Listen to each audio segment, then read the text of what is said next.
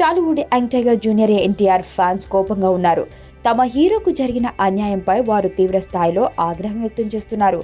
ఇందుకు ఎన్టీఆర్ కు జరిగిన అన్యాయం ఏమిటి? వీరి కోపం ఎవరిపై అనేనా మీ సందేహం? ఎన్టీఆర్ ఫ్యాన్స్ కోపం ఎవరి మీదో కాదు, సైమా అవార్డ్స్ ఈవెంట్ ఆర్గనైజర్లపై అట. ఇంతకు సైమా అవార్డ్స్ కు ఎన్టీఆర్ ఫ్యాన్స్ కు లింక్ ఏమిటనుకుంటున్నారా? అయితే అసలు మ్యాటర్లోకి వెళ్లాల్సిందే. ఎన్టీఆర్ ఫ్యాన్స్ సోషల్ మీడియాలో సైమాను ఏకిపారేస్తున్నారు. రెస్ట్ ఇన్ పీస్ అంటూ తమ ఆక్రోశాన్ని వెళ్లగక్కుతున్నారు.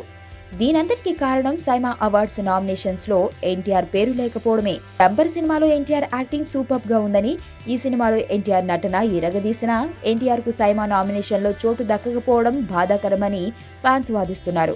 జూన్ 30, జూలై 1న సింగపూర్ లో సైమా అవార్డ్స్ ఈవెంట్ జరగనుంది.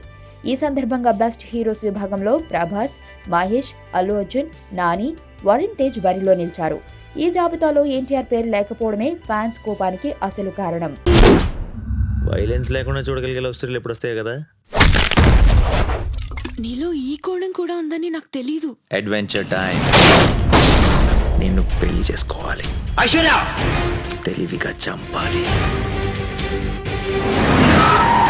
నాకు తెలిసి ఒక్కడే శత్రువు ఉన్నాడు.